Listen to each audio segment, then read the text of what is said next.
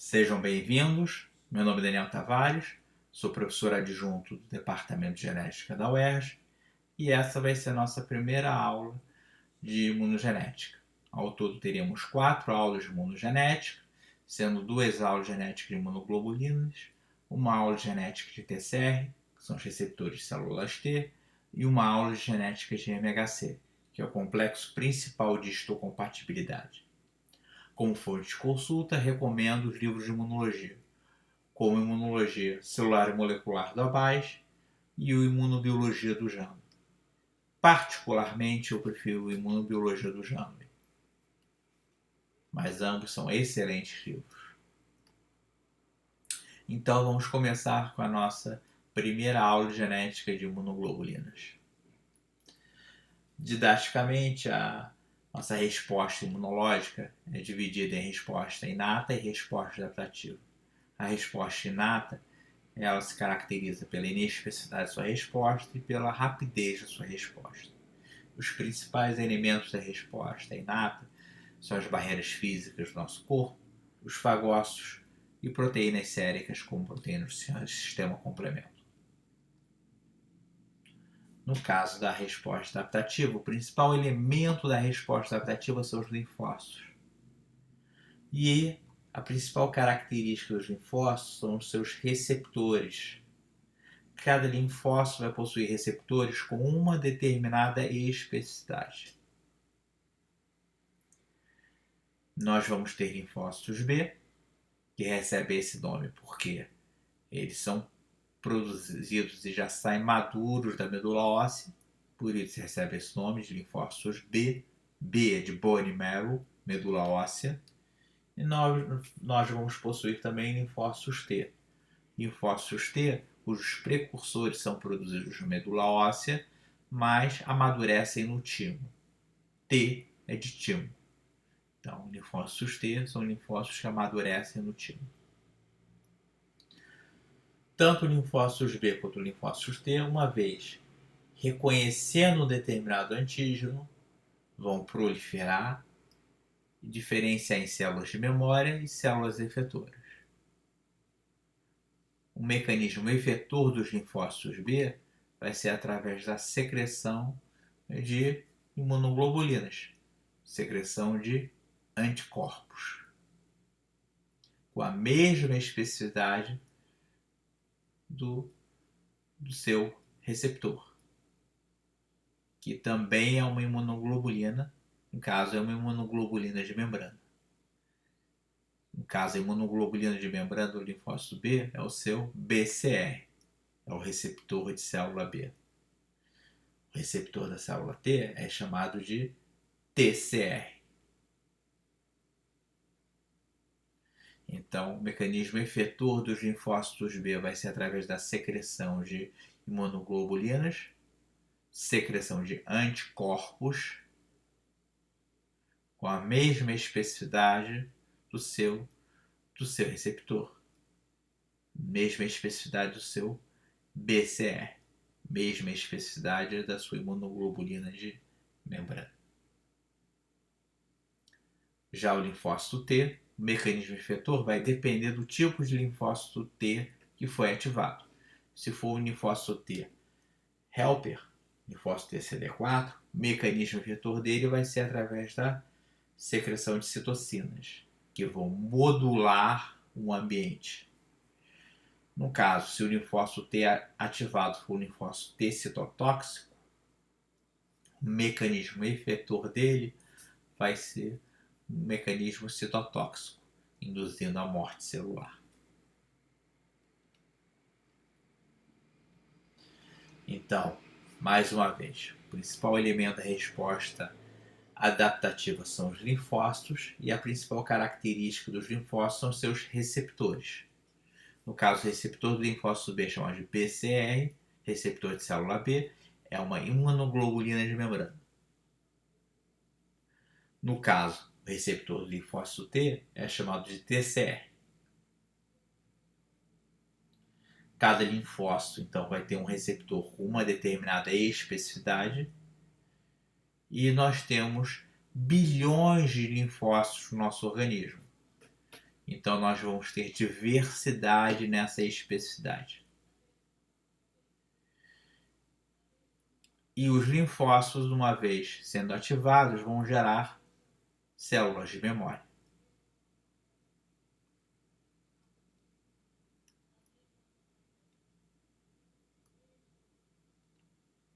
Então, o receptor do linfócito B é uma imunoglobulina de membrana. E o linfócito B, uma vez ativado, vai diferenciar as células efetoras e células de memória. E as células efetoras vão secretar imunoglobulinas com essa mesma especificidade. Essas imunoglobulinas secretadas são chamadas de anticorpos. Nós temos 5 classes, 5 isotipos de imunoglobulinas. As imunoglobulinas de membrana são a IgD e a IgM monomérica. Aqui está representada uma IgM pentamérica, que é a IgM secretada. Então a IgM ela pode ser tanto de membrana como secretada. Se a IgM for monomérica, ela é de membrana. Se ela for pentamérica, ela é secretada. A IgD é apenas de membrana. A IgA é um dímero, ela é secretada, assim como as IgGs e as IgEs. Mas as IgGs e as IgEs são monoméricas. Dá para ver que a estrutura básica das imunoglobulinas é a mesma.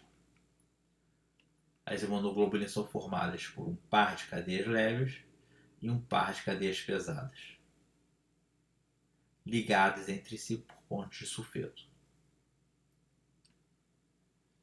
Tanto as cadeias leves como as cadeias pesadas possuem região variável e uma região constante.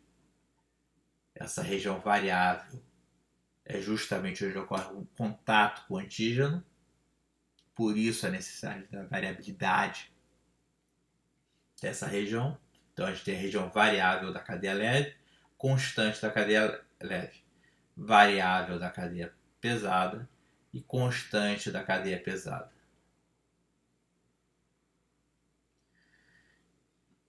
Então, tanto a região variável da leve como a variável da pesada vão estar relacionadas com o contato com o antígeno. A constante da pesada vai estar relacionada com a resposta imunológica, vai estar relacionada com o isotipo da imunoglobulina. E a constante da leve é apenas estrutural. Então, mais uma vez aqui mostrando a região variável da leve e a variável da pesada, mostrando que a região de maior variabilidade é justamente no sulco onde tem contato com o antígeno.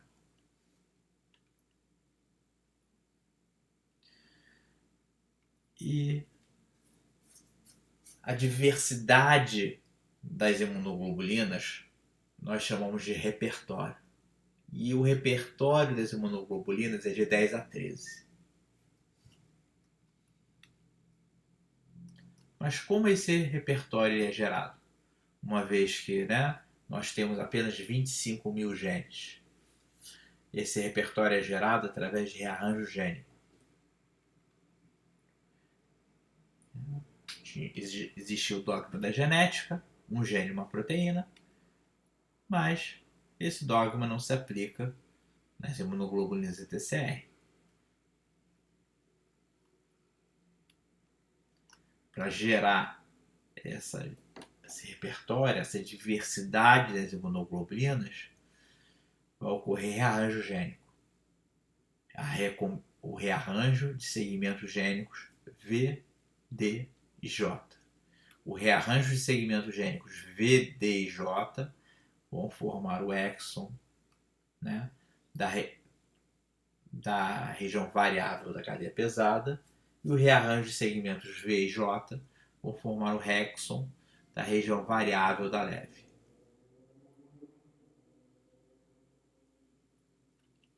Então, para formar o exon, para formar a região variável da cadeia pesada, nós vamos ter o rearranjo de 3 tipos de segmentos gênicos. Segmentos gênicos V, de variabilidade, D de diversidade e J de junção.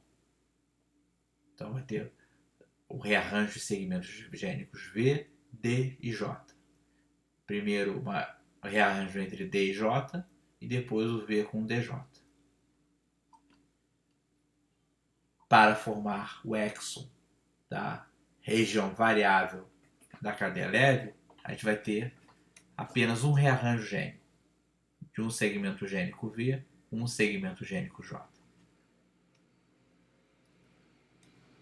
Então, para formar a região variável da cadeia, o exon da região variável da cadeia pesada, nós vamos ter 2 rearranjos gênicos. Nós temos cerca de 40 segmentos gênicos do tipo V, 25 segmentos gênicos do tipo D e mais ou menos 6 segmentos gênicos do tipo J. Um desses 25 segmentos gênicos D vai se unir, vai se rearranjar com um desses 6 segmentos gênicos J, tendo a primeira recombinação, o primeiro rearranjo DJ, e depois um desses 40 segmentos gênicos D vai se unir ao DJ rearranjado, sendo a segunda recombinação. Isso para formar o exon da região variável da cadeia pesada das imunoglobulinas. O exon da região variável da cadeia pesada das imunoglobulinas. Esses segmentos gênicos da região variável da cadeia pesada das imunoglobulinas estão no cromossomo 14. Para formar o exon da região variável da cadeia leve das imunoglobulinas, a gente vai ter segmentos gênicos do tipo V e segmentos gênicos do tipo J.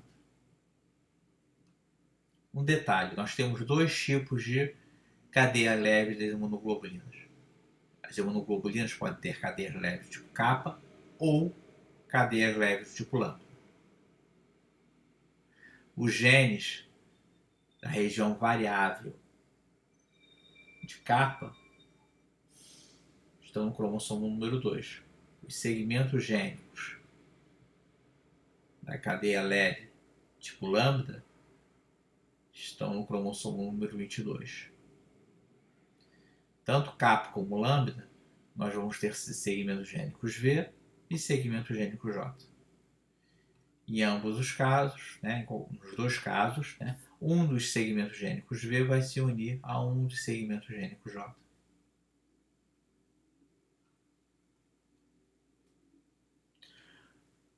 O rearranjo de segmentos gênicos sempre vai começar com o rearranjo gênico da cadeia pesada.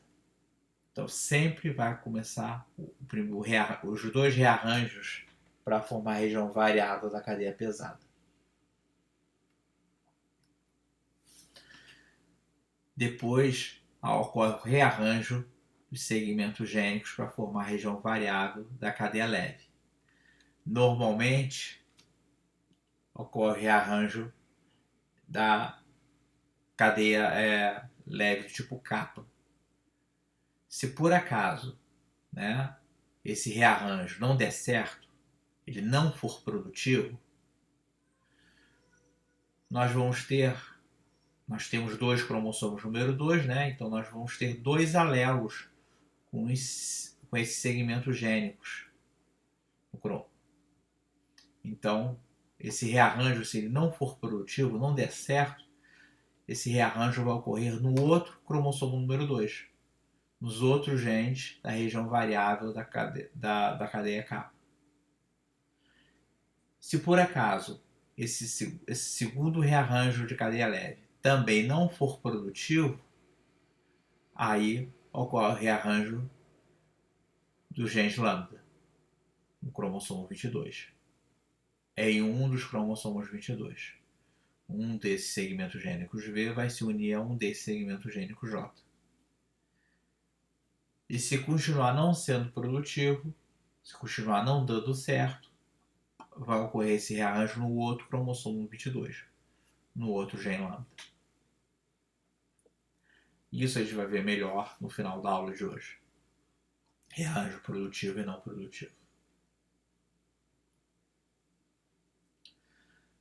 O que a gente precisa saber de início é o quê? É que para formar a região variável da cadeia pesada, nós vamos ter segmentos gênicos tipo V, D e J. Vai ocorrer dois rearranjos de segmentos gênicos. Primeiro, um dos segmentos gênicos D vai se unir a um do J, vai se rearranjar DJ, e depois um dos segmentos gênicos V vai se rearranjar com o DJ já rearranjado. Posteriormente, vai ter o rearranjo da cadeia leve, ou kappa ou lambda, onde um dos segmentos gênicos V vai se rearranjar com um dos segmentos gênicos J.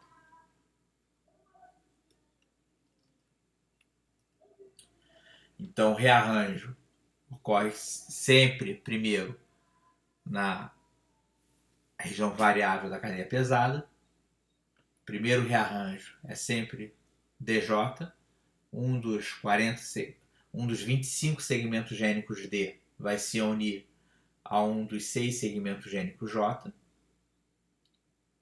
E depois nós vamos ter o segundo rearranjo de segmento gênico. O D vai se unir ao DJ rearranjado. Um dos 40 segmentos gênicos D vai se unir ao DJ já rearranjado. Isso a nível de DNA. Isso para formar o exon da região variável da cadeia pesada. Posteriormente, vai ser transcrito, vai ser processado e vai formar o peptídeo. Após isso, nós teremos o rearranjo da região variável da cadeia leve, que pode ser kappa ou lambda. Um dos segmentos gênicos V vai se rearranjar com um dos segmentos gênicos J.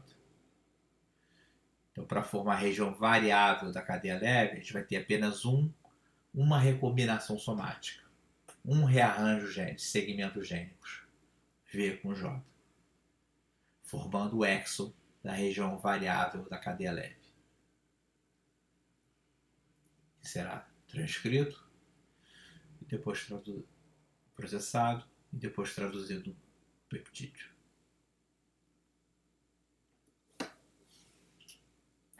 Então, para formar o exon da região variável da cadeia pesada, nós vamos ter duas recombinações somáticas, dois rearranjos gênicos. O primeiro o D com J e depois o V com DJ. Para formar a região variável da cadeia leve, para formar o exon da região variável da cadeia leve, nós vamos ter uma recombinação somática entre um segmento gênico V e um segmento gênico J.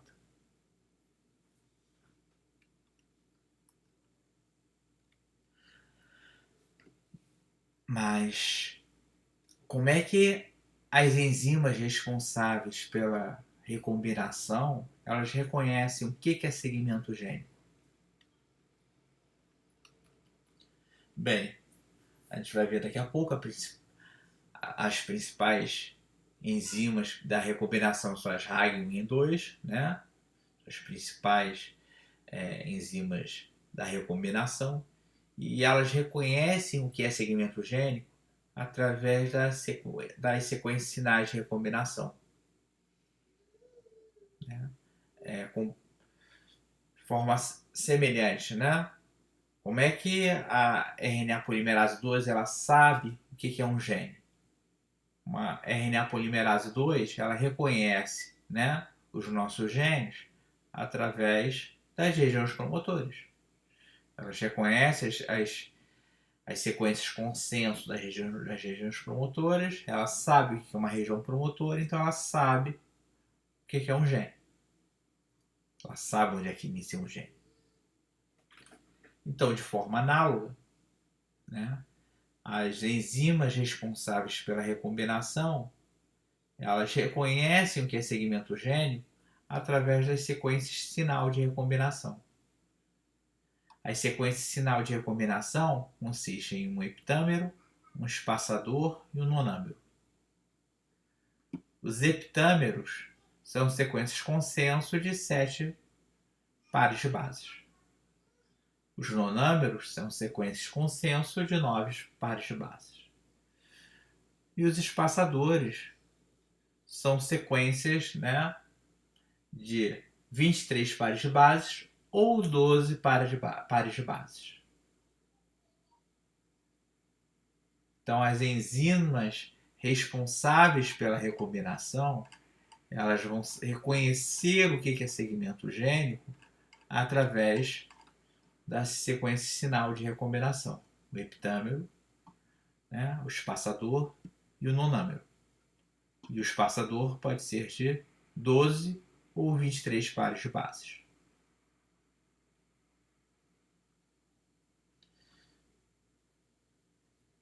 Então, dessa forma, ela reconhece o que é segmento gênico V, D e J. E sabe como é que vai unir. Vai unir, no caso, a cadeia pesada.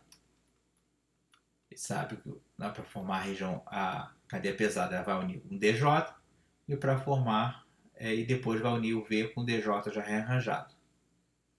E para formar o exon da região variável das cadeias leves, ela vai unir o V com o J. Bem, mas aí como é que ela vai unir, né, sempre o V com o J para formar o exon da região variável da cadeia leve? Ela não pode unir dois segmentos V entre si, ou dois J's? Na verdade, não, porque ela reconhece segmentos gênicos pela regra do 1223. Ela sempre vai unir um segmento gênico, um espaçador de 23, com um segmento gênico, um espaçador de 12. Isso é, ela sempre vai unir um segmento gênico, espaçador de 12, um segmento gênico, espaçador de 23. Então é a regra do 1223. 1223 por quê? 12 representa uma volta no DNA, 23 duas voltas no DNA. Então a enzima ela vai reconhecer, né, as sequências de heptâmero e nonâmero no mesmo lado. Né? Ou uma volta ou duas voltas depois.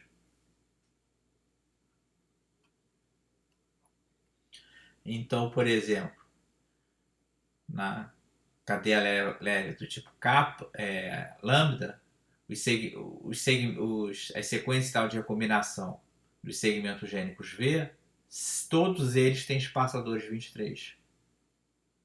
E os segmentos gênicos J, todos eles têm espaçadores de 12.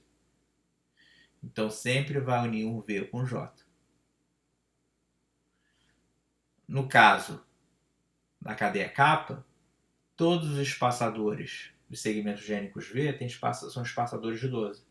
E todos os espaçadores de J são de 23. Então, obrigatoriamente, sempre vai unir um V com J. E na cadeia pesada, região variável da cadeia pesada, todos os espaçadores de J têm espaçadores de 23. Todos os espaçadores dos segmentos gênicos D têm espaçadores de 12. Então sempre vai unir um D com J. E na segunda recombinação, todos os segmentos gênicos de V têm espaçadores de 23. Então sempre vai unir um V, um DJ rearranjado. Pois bem, então, mas pode unir um V de lambda com um V de kappa? Também não. Por quê? Por dois motivos. Primeiro, é que estão em cromossomos diferentes. Né? Lembrando, né? Kappa está no cromossomo 2, lambda está no cromossomo 22. E a recombinação desses segmentos gênicos vai ocorrer em momentos diferentes. Primeiro vai ocorrer a recombinação de segmentos gênicos da cadeia pesada, região variável da cadeia pesada. Primeiro D com J, depois o V com DJ. E depois de ter rearranjado a cadeia pesada, vai rearranjar a cadeia leve. Normalmente kappa rearranja primeiro, mas vai rearranjar kappa ou lambda. Se kappa estiver rearranjando, lambda não rearranja.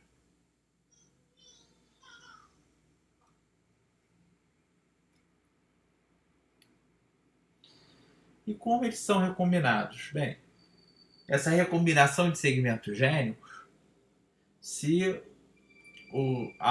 os segmentos gênicos estiverem na mesma orientação transcricional, vai ter a formação de uma alça, né? Vai unir o V aqui, por exemplo, vai unir esses dois segmentos gênicos, V com J, e vai separar de todo o DNA que tiver entre eles. Então vai ter a perda de todo o DNA que tiver entre eles. Mas se os segmentos gênicos tiverem orientação transcricional oposta, né, vai ter, eles vão, para se parearem, vão ter que ter a formação, né, desse laço.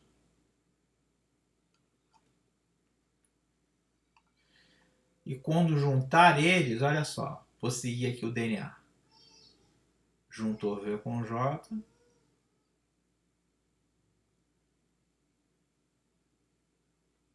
Mais uma vez.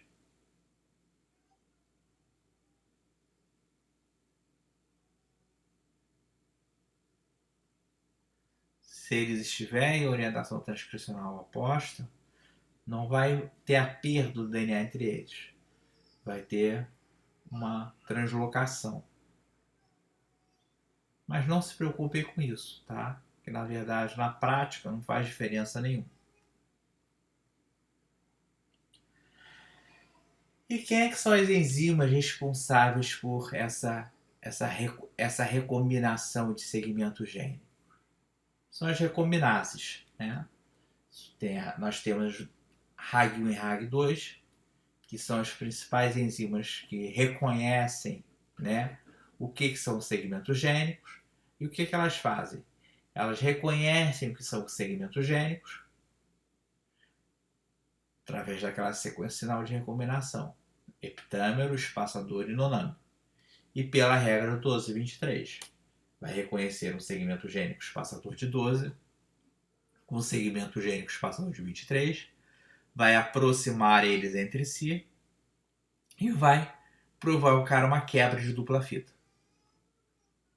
nos dois segmentos gênicos, entre os segmentos gênicos e a sequência sinal de recombinação. Bem, quando a gente tem quebra no DNA, a gente vai ativar mecanismos de reparo no DNA.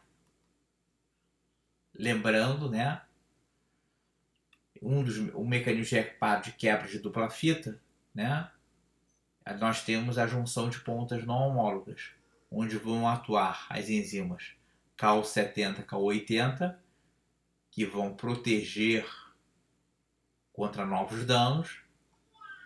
Depois eles vão atrair outras enzimas, né, como por exemplo as DNAs PKs, que vão formar, né, extremidade 5'-fosfato 3'-H, que vão religar as pontas das duplas fitas. Pois bem, esse mesmo mecanismo de junção de pontas não homólogas vai ocorrer na recombinação de segmentos gênicos. Então, quando a RAG1 e RAG2 reconhecerem os segmentos gênicos, aproximarem eles entre si, utilizando a regra 1223, eles vão quebrar, né, entre os segmentos gênicos e a sequência sinal de recombinação. Essa quebra vai ativar esse mecanismo de reparo de junção de pontas não homólogas, vai atrair essas enzimas Cal70 e Cal80, que vão, né, formar grampos nas extremidades para evitar novos danos no DNA, vão atrair outras enzimas de reparo, como a DNA-PK e a Artemis. A DNA-PK e a Artemis, elas vão abrir o grampo para possibilitar a ligação das dupla fitas. Só que na recombinação de segmentos gênicos, a gente vai ver que existe a ação de uma enzima, que é TDT, que a gente vai falar com ela daqui a pouco. E depois vai ter polimerização e ligação.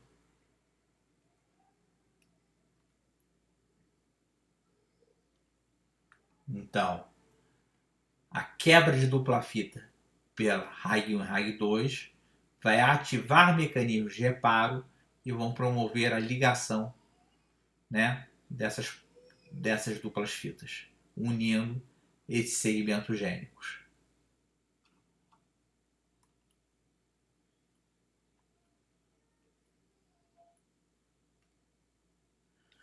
Então vamos fazer as contas. Total de diversidade da região variável tipo K. Nós temos 200 combinações possíveis. Lambda, nós temos 120 combinações possíveis. E a região variável da pesada, nós temos 6.000 combinações possíveis. Na combinação entre eles, nós vamos ter o total de 2 vezes 10 a 6 diversidades diferentes. Mas o repertório não é de 10 a 13? Então está faltando alguma coisa. Pois bem, vamos recapitular. RAG1 e RAG2, elas reconhecem o que são segmentos gênicos através da sequência sinal de recombinação e elas vão quebrar a dupla fita de DNA entre a sequência sinal de recombinação e o segmento gênico. Elas vão provocar um dano no DNA. Esse dano no DNA vai ser reparado através de mecanismos de reparo. Primeiro vão atuar as enzimas Cal70 e Cal80, que elas vão formar um grampo no DNA. O objetivo da Cal70 e Cal80 é proteger o DNA contra novas quebras. Não só isso, elas também vão atrair outras enzimas que vão continuar com reparo no DNA. Elas vão atrair, por exemplo, a DNA-PK e a Artemis. A DNA-PK e a Artemis, o objetivo delas qual é? É abrir o grampo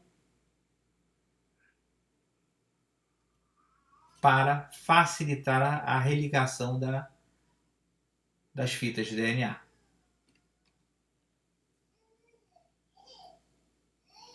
A Artemis vai abrir o grampo, mais uma vez.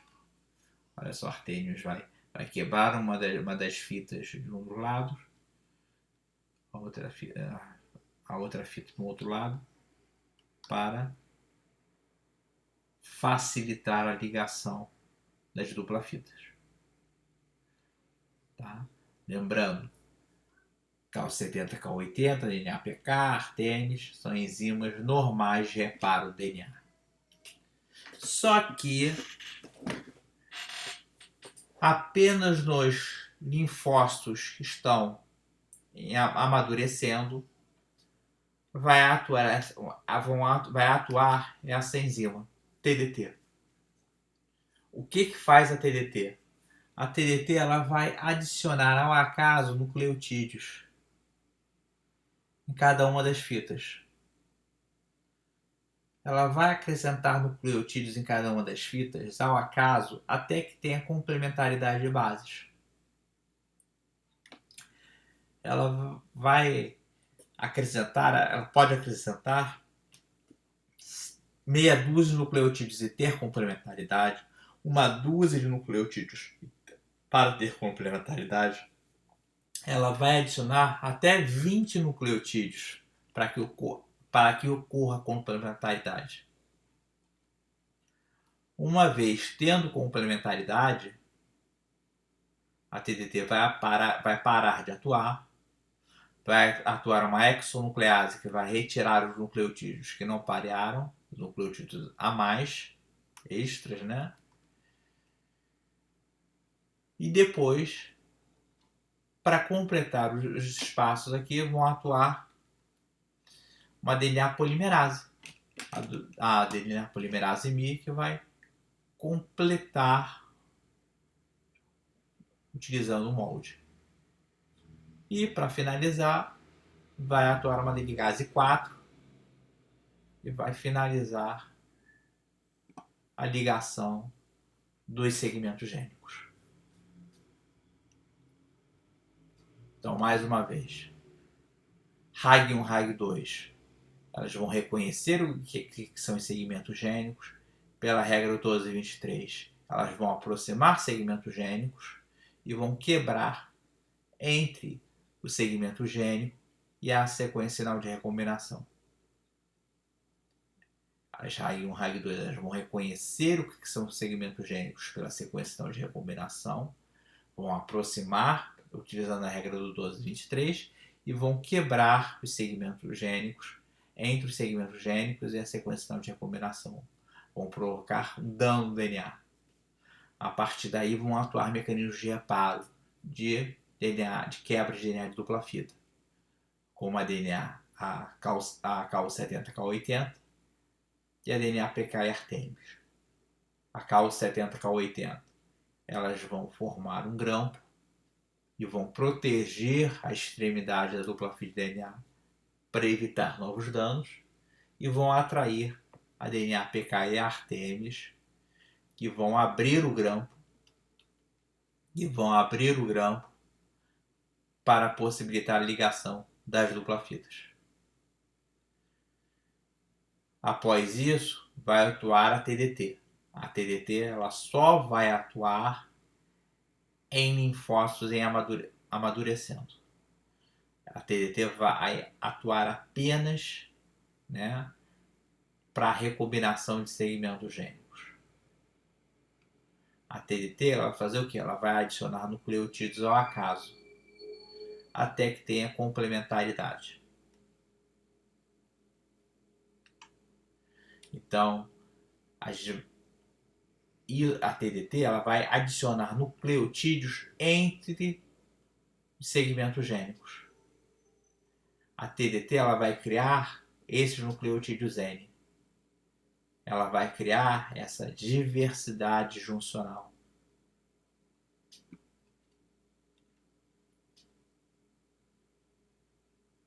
Então, na recombinação de segmentos gênicos,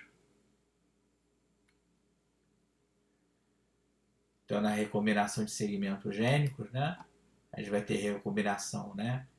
Primeiro, DJ na cadeia pesada, depois o V com o DJ rearranjado na cadeia pesada, e depois vai ter o rearranjo VJ na cadeia leve, ou do tipo kappa ou do tipo lambda. Na junção de segmentos gênicos, né? Para a junção de segmentos gênicos, então, a gente vai ter a RAG1 e RAG2. Elas vão reconhecer o que são os segmentos gênicos através daquela sequência sinal de recombinação. Pela regra 1223, vão aproximar segmentos gênicos e vão promover uma quebra. Mecanismos de reparo, como a KU70 e a KU80, vão formar grampos que vão proteger contra novos danos. Vão atrair outras enzimas de reparos, como a DNA-PK e a Artemis, que vão abrir os grampos. Aí depois vão atuar a TDT. A TDT ela vai fazer o quê? Ela vai adicionar nucleotídeos ao acaso, criando diversidade juncional. A TDT vai adicionar nucleotídeos ao acaso, né? até que tenha complementaridade. Ela pode acrescentar até 20 nucleotídeos. Tendo a complementaridade, atua uma exonuclease, que vai retirar os nucleotídeos extras, depois uma DNA polimerase, a DNA polimerase M, e depois uma ligase.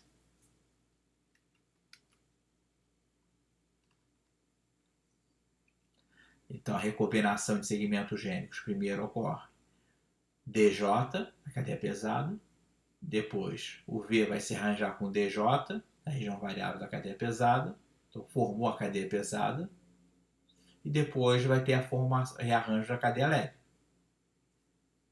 Normalmente, kappa ocorre primeiro, mas não é obrigatório.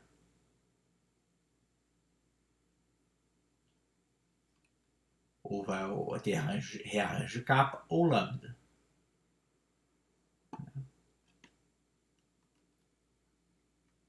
Então, primeiro ocorre rearranjo DJ, depois o V rearranja com o DJ, formando a cadeia pesada, formando a região variável da cadeia pesada.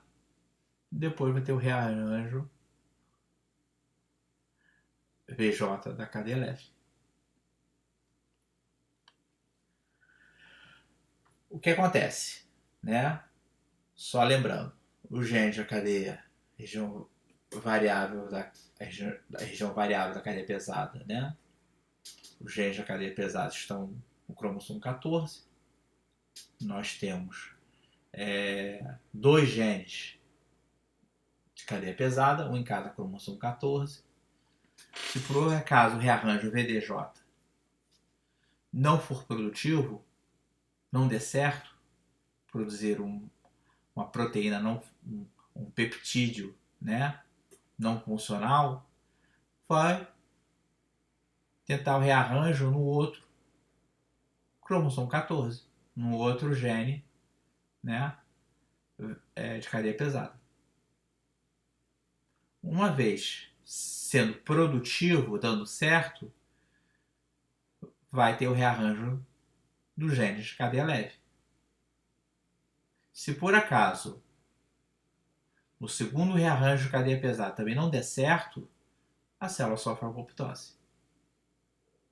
Mas dando certo, vai ter o rearranjo do gene de cadeia leve. Normalmente, primeiro rearranja a capa. Se capa estiver sendo rearranjado o gene de capa, o lambda só vai rearranjar depois.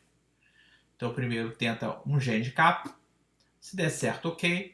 Mas se esse rearranjo não for produtivo, você tenta o segundo gene capa. O gene capa do outro cromossomo 2. Deu certo? Ok.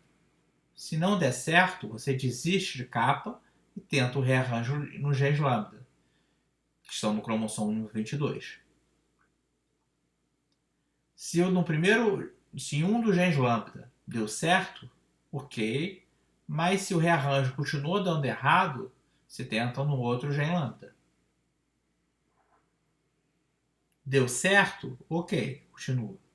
Montou imunoglobulina. Deu errado? Aí, após essas 4 tentativas de formar cadeia leve, todas elas deram rearranjos não produtivos, produziram peptídeos não funcionais, aí essa célula sofre apoptose. Vale lembrar que a maioria dos rearranjos gênicos são não produtivos. A cada rearranjo gênico, né, tem apenas 1/3 de chance dele dar certo e 2/3 de chance de dar errado. Por isso que a gente tem essas várias tentativas.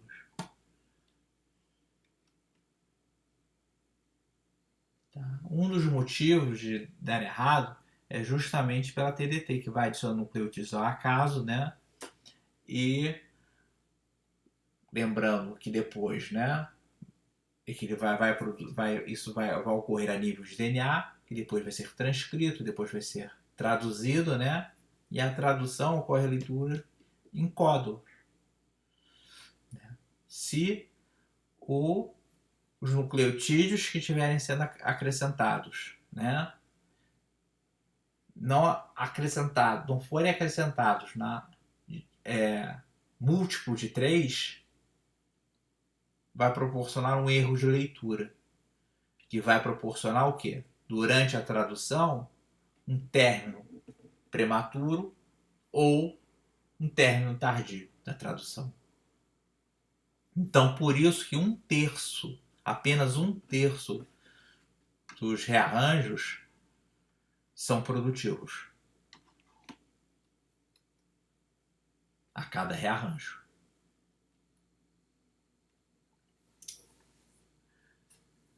Nós chamamos de exclusão alélica pelo fato de apenas um dos alelos rearranjar de cada vez. Então, se você está rearranjando, né, o gen kappa, o gen lambda não vai ser rearranjado e vai ser rearranjado apenas um dos alelos kappa. O outro alelo só vai ser rearranjado se aquele primeiro que estava sendo rearranjado for não produtivo.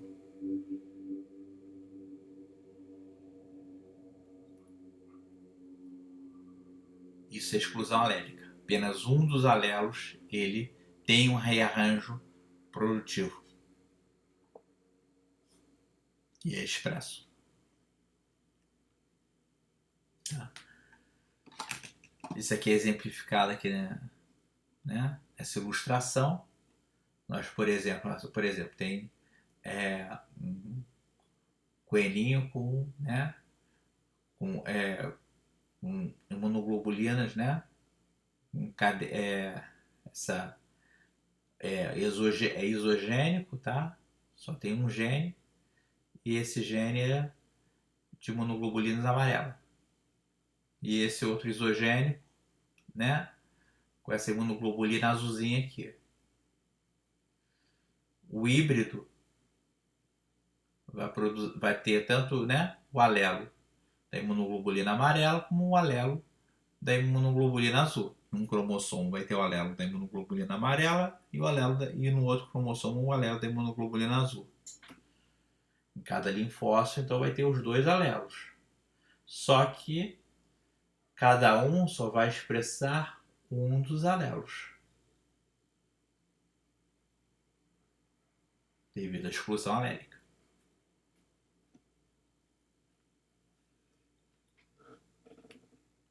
Então, a diversidade ela é gerada pelo rearranjo de segmentos gênicos VDJ, é diversidade juncional, né? Diversidade combinatória de segmentos gênicos VDJ, e ela é aumentada pela diversidade juncional.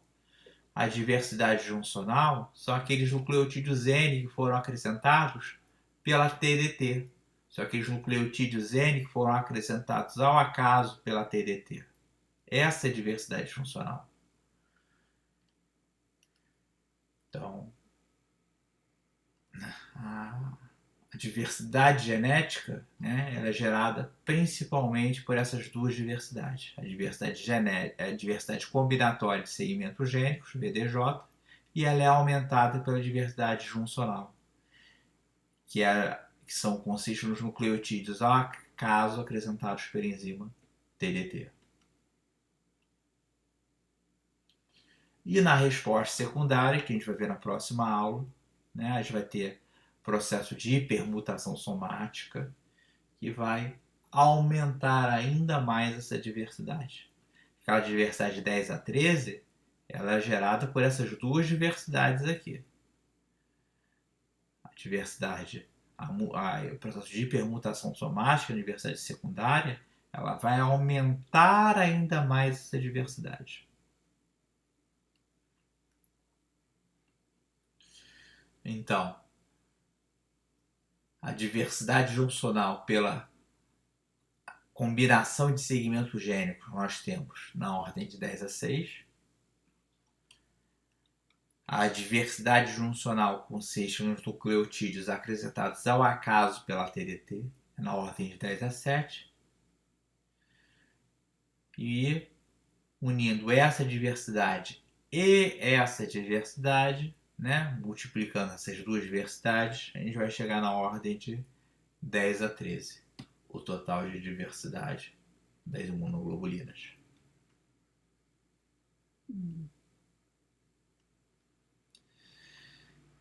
Então é isso.